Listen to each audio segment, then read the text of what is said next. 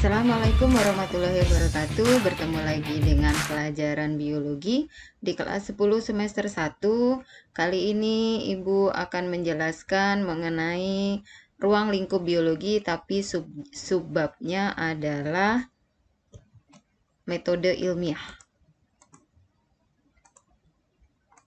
Ya, karena di bab yang di pertemuan yang sebelumnya Ibu sudah menjelaskan mengenai pengertian biologi, kemudian cabang-cabang biologi, struktur organisasi dalam kehidupan, kemudian peran biologi. Nah, kali ini kita akan membahas tentang metode ilmiah. Nah, apa itu metode ilmiah? Metode ilmiah adalah suatu cara untuk memecahkan masalah dengan langkah-langkah tertentu. Langkah-langkahnya itu harus sistematis, logis, dan empiris. Kita ingat lagi bahwa biologi adalah bagian dari sains atau ilmu pengetahuan alam, bahwa cirinya harus sistematis. Ya, artinya harus teratur, kemudian logis, artinya dapat diterima oleh akal sehat, dan empiris itu harus nyata. Kemudian langkah-langkah metode ilmiah di sini kalau di beberapa sumber itu ada 8 gitu ya, tapi di sini Ibu ringkaskan saja menjadi 5. Yang pertama adalah merumuskan masalah, melakukan observasi, kemudian merumuskan hipotesis, melakukan eksperimen, dan menarik kesimpulan. Nah, di sini yang bisa kamu cara menghafalkannya itu MOHEK ya. M-nya adalah masalah, O-nya adalah observasi, H-nya adalah hipotesis, E-nya adalah eksperimen, K-nya adalah kesimpulan. Jadi metode ilmiah itu disingkat dengan MOHEK ya. Kemudian kita akan bahas langkah yang pertama, yaitu merumuskan masalah. Nah, masalah itu kan bisa datang dari mana saja ya, dari kehidupan kita sehari-hari, apa yang kita lihat gitu ya. Kemudian dapat juga masalah itu kita dapatkan dari hasil penelitian. Jadi kalau misalkan dari jurnal penelitian, ya biasanya nanti kalau kamu sudah kuliah, kamu akan familiar dengan istilah jurnal penelitian.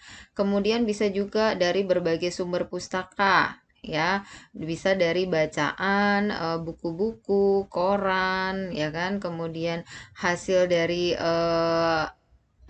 kerja ilmiah ya, seperti tesis atau skripsi. Nah, kalian bingung lagi apa itu skripsi, apa itu tesis. Nah, itu kalau skripsi itu biasanya seorang yang akan lulus S1 dipersyaratkan untuk menulis skripsi. Kemudian seseorang yang mau lulus S2 dipersyaratkan untuk tesis. Jadi itu semacam laporan ilmiah ya. Kemudian bisa juga kamu mendapatkan sumber masalah itu dari pengamatan secara langsung. Misalkan saya ngelihat tikus mati, kemudian kamu bertanya kenapa tikus mati? Nah, itu kan masalah ya. Nah, tujuan dari kita merumuskan masalah ini adalah memperjelas batasan yang akan dipecahkan. Jadi dibatasi mungkin hanya satu pertanyaan, jangan banyak pertanyaan. Satu pertanyaan untuk satu penelitian gitu ya. Kemudian rumusan masalah itu ditandai dengan kalimat tanya. Berarti kalimat tanya diawali dengan kata tanya. Nah, kata tanya itu banyak ya. Ini saya contohkan 3 saja. Misalkan apa, mengapa, bagaimana, apakah gitu juga boleh ya. Oke, kemudian contoh dari rumusan masalah. Jadi misalkan kita melihat bahwa tanaman yang ditanam ini ada 2 jenis tanaman. Satu jenis tanaman tapi yang satunya tinggi dan daunnya kuning, yang satunya pendek tapi daunnya hijau. Nah, kenapa? Nah, kenapanya itu sudah merupakan masalah ya. Nah, kenapanya? Nah, karena yang yang tinggi dan daunnya kuning itu ditanam di tempat gelap, kemudian yang daunnya hijau tetapi pendek itu adalah tanaman yang ditanam di tempat terang atau terkena banyak sinar matahari atau cahaya matahari. Nah, ini adalah masalah. Nah, kemudian kita bisa merumuskan masalahnya. Apakah cahaya berpengaruh terhadap pertumbuhan tanaman? Atau bisa juga kalian menanyakan bagaimanakah pengaruh cahaya terhadap pertumbuhan tanaman? Seperti itu ya. Jadi cirinya dari rumusan masalah itu harus diawali dengan kata tanya. Kemudian yang kedua adalah melakukan observasi. Observasi itu adalah mengumpulkan data dan keterangan dari berbagai sumber. Sumbernya itu bisa dari mana saja, bisa dari buku, bisa dari teori orang, bisa dari jurnal, tesis, skripsi, bisa juga dari wawancara secara langsung atau pengamatan secara langsung. Nah, kalau dari rumusan masalah tadi, ya, apakah cahaya berpengaruh terhadap pertumbuhan tanaman kacang hijau? Nah, dari hasil observasi kita bisa mengetahui bahwa pertumbuhan tanaman kacang hijau itu dipengaruhi atau pertumbuhan tanaman secara umum dipengaruhi oleh faktor internal maupun eksternal. Nah, cahaya matahari itu termasuk ke dalam faktor yang eksternal. Jadi kamu jelaskan dulu faktor secara umum, kemudian dibahas lebih banyak adalah mengenai cahaya matahari yang mempengaruhi pertumbuhan. Yang selanjutnya adalah merumuskan hipotesis. Apa itu hipotesis? Hipotesis adalah jawaban sementara atau dugaan dari permasalahan yang diajukan atau dari rumusan masalah. Nah, kita dapatkan hipotesis tentu saja berdasarkan observasi yang kita lakukan. Jadi kita sudah tahu teori-teori dari sumber-sumber yang kita baca. Nah, dari rumusan masalah yang kita kemukakan tadi ya di contoh awal, maka kita bisa membuat hipotesis atau dugaan. Kalau tadi rumusan masalah, apakah cahaya berpengaruh terhadap pertumbuhan tanaman kacang hijau, maka kita bisa melakukan hipotesis atau dugaan, yaitu cahaya mempengaruhi pertumbuhan kacang hijau. Atau kamu juga bisa juga menyebutkan hipotesisnya, cahaya tidak berpengaruh terhadap pertumbuhan kacang hijau. Ya, jadi dugaan. Nah, dugaan ini harus dibuktikan melalui langkah yang keempat, yaitu melakukan eksperimen atau melakukan percobaan. Nah, dalam melakukan eksperimen atau percobaan, yang harus dilakukan adalah kamu menyiapkan alat dan bahannya, kemudian menyusun langkah kerjanya seperti apa, kemudian baru menghitung biayanya. Kira-kira kita bisa melakukan penelitian atau eksperimen ini enggak ya, gitu. Nah, dalam melakukan eksperimen, kita harus menentukan kelompok penelitian. Ada dua kelompok penelitian, yaitu kelompok kontrol dan kelompok perlakuan. Nah, apa itu kelompok kontrol? Yaitu kelompok penelitian yang tidak diberi perlakuan. Sementara kelompok perlakuan adalah yang diberi perlakuan. Nah, apa sih bedanya diberi perlakuan dan tidak diberi perlakuan? Kita lihat lebih lanjut. Oke, dalam kelompok perlakuan itu ada variabel-variabel. Nah, apa itu variabel? Variabel adalah faktor yang berpengaruh dalam suatu penelitian. Ada 3 macam variabel, yaitu variabel bebas, variabel terikat, dan variabel kontrol. Nah, apa itu variabel bebas? Variabel bebas adalah faktor yang dibuat bervariasi oleh peneliti. Artinya, apa yang ingin diketahui oleh peneliti. Nah, kalau contoh dari rumusan masalah tadi kan berkaitan dengan cahaya. Nah, berarti kita tentukan bahwa variabel bebasnya adalah intensitas cahaya. Yang dapat intensitas cahaya secara full berarti dia di tempat yang terang. Yang tidak mendapatkan cahaya sama sekali berarti kita tempatkan di tempat yang gelap. Seperti itu ya. Kemudian variabel terikat adalah faktor yang muncul akibat variabel bebas. Nah, kita lihat bagaimanakah yang ditempatkan di tempat gelap dan bagaimanakah yang ditempatkan di tempat terang. Berarti kita ngelihat dari sisi pertumbuhannya.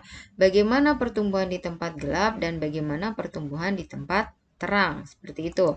Kemudian yang ketiga adalah variabel kontrol. Variabel kontrol adalah faktor yang dibuat sama oleh peneliti.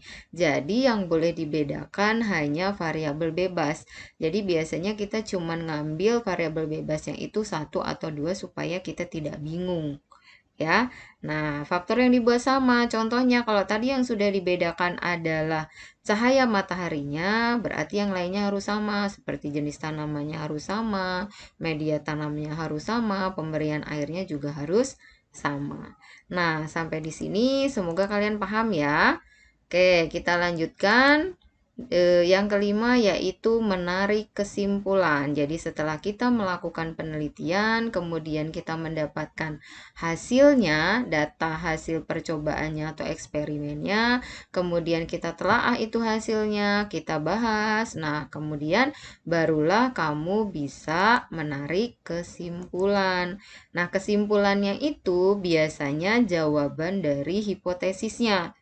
Apakah sesuai dengan dugaan atau tidak hasil penelitiannya?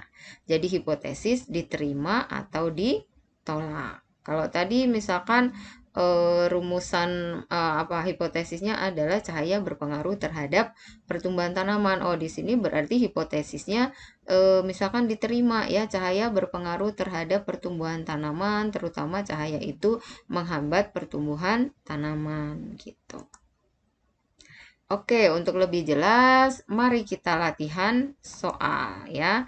Nah, di sini misalkan Ibu kasih soalnya atau tema penelitiannya adalah pengaruh pupuk kompos terhadap pertumbuhan tanaman cabai. Nah, di sini kamu bisa bikin nih rumusan masalahnya. Nah, rumusan masalahnya itu kan ingat bahwa dia berupa kalimat tanya. Misalkan rumusan masalahnya apa? Bagaimanakah pengaruh pupuk kompos terhadap pertumbuhan tanaman cabai? Nah, seperti itu ya. Kalau misalkan kamu disuruh membuat hipotesis, kamu juga harus bisa bahwa, oh, pupuk kompos berpengaruh terhadap tanaman cabai. Gitu. Ya, setelah kamu menentukan rumusan masalah, hipotesisnya. Nah, sekarang kita tentukan variabelnya. Ya, variabel bebasnya. Nah, variabel bebas itu adalah variabel yang dibuat bervariasi. Nah, di sini variabel bebasnya apa? Adalah pupuk kompos. Nah, kemudian kamu tanya, dibedakan apanya, Bu? Oh, berarti dibedakan jumlahnya atau pemberian pupuknya. Misalkan kita buat 3 pot. Ya, pot tanaman cabai. Yang pot 1 kita kasih misalkan 1 sendok pupuk kompos. Yang pot kedua kita kasih 2 sendok pupuk kompos. Yang ketiga misalkan kita kasih 3 sendok pupuk kompos. Ya, jadi itu sudah bervariasi dalam jumlahnya. Kemudian variabel terikatnya adalah pertumbuhan tanaman cabai. Ya, yang kita kasih 1 sendok pupuk kompos, bagaimana pertumbuhannya? Begitu juga yang 2 sendok dan juga yang 3 sendok. Nah, kemudian variabel bebas. Nah, variabel bebas tadi adalah variabel yang dibuat sama oleh peneliti. Nah, jadi yang boleh dibedakan hanya pupuk komposnya saja. Berarti yang dibuat sama apa? Jenis tanaman cabenya, media tanaman cabenya, air, pemberian airnya, dan juga cahaya mataharinya. Nggak boleh yang satu ditaruh di tempat gelap, yang satu ditaruh di tempat terang. Jadi semuanya harus ditaruh di tempat yang terang, seperti itu ya. Oke, sampai di sini semoga kalian lebih paham lagi ya. Kalau kalian sudah paham, tolong kerjakan latihan soalnya. Terima kasih, selalu jaga kesehatan ya. Assalamualaikum warahmatullahi wabarakatuh.